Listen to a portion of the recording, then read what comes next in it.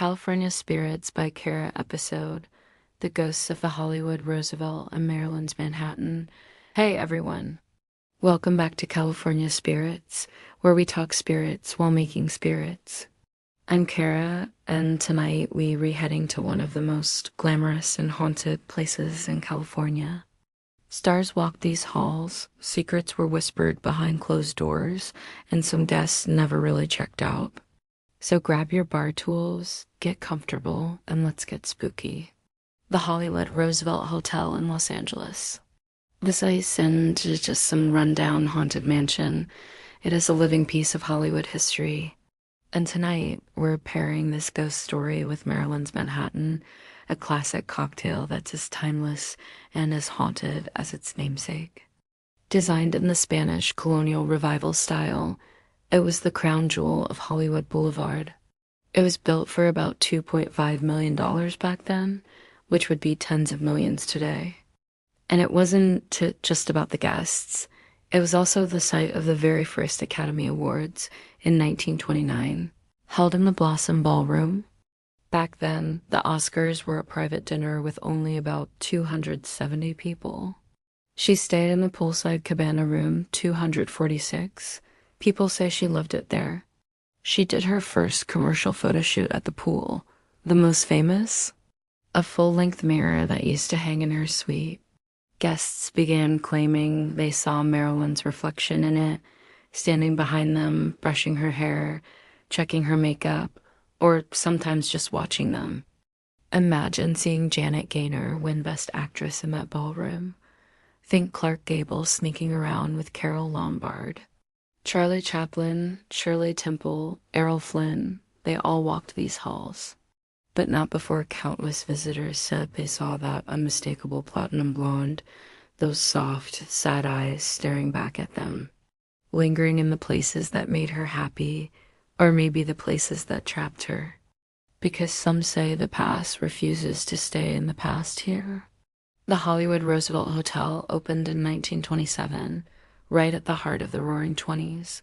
During filming for From Here to Eternity, he stayed there and was known to pace the halls, rehearsing his lines obsessively. The Roosevelt quickly became a playground for the biggest stars of the era. It was glamorous, elegant, exclusive. But for all its beauty and prestige, the Roosevelt has a reputation that's darker. The sound of a brass instrument, Clift played the trumpet, drifting out of nowhere.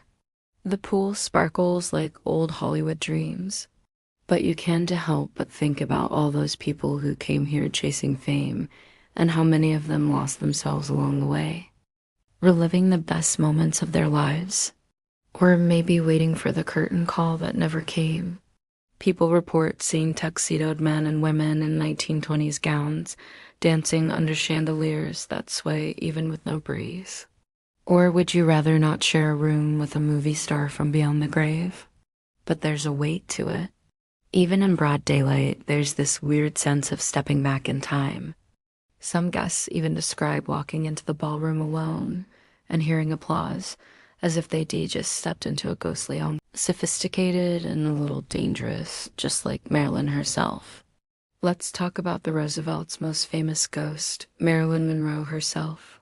Marilyn actually lived at the Roosevelt for 2 years as her star was rising.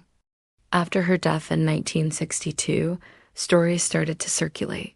It got so creepy that the hotel eventually removed the mirror and put it in storage. Even now, people claim to see her ghost wandering the hotel. Not malevolent, just there, haunting the Roosevelt. On the 9th floor, guests report seeing or hearing Montgomery Clift, the brooding, brilliant actor. Decades after his death, guests and staff have heard heavy footsteps in empty hallways. And then there's the Blossom Ballroom, that site of the first Oscars. Staff have reported shadows crossing empty rooms, chairs moving slightly on their own, and cold spots so icy it's like stepping into another dimension. I hope you enjoyed tonight's haunted history and the Maryland's Manhattan. I've actually visited the Roosevelt, and let me tell you, it's gorgeous. The lobby is dimly lit, with those classic chandeliers and the carved ceilings. I love the idea that these ghosts aren't necessarily malicious. They're just stuck. Tell me in the comments, would you stay at the Roosevelt? All right, let's get to our spirit for the night. This is Marilyn's Manhattan. Here's what you'll need.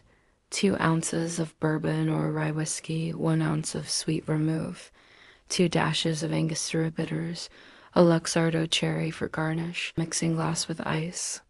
Add the bourbon or rye if you want it spicier. Pour in that sweet vermouth. 2 dashes of bitters.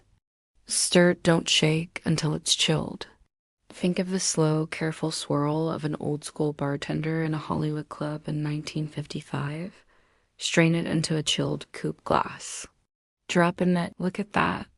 Cheers to the spirits. Warming. That sweet vermouth rounds out the whiskey's bite, and the bitters just tie it all together. When you drink this, imagine Marilyn in her cabana room, the glow of the pool lights outside, the sound of distant laughter and jazz.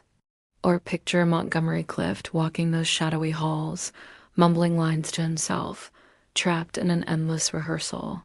There's something hauntingly beautiful about it. And that's what I love about California spirits. We get to toast the history that refuses to die. Thank you for joining me on California Spirits.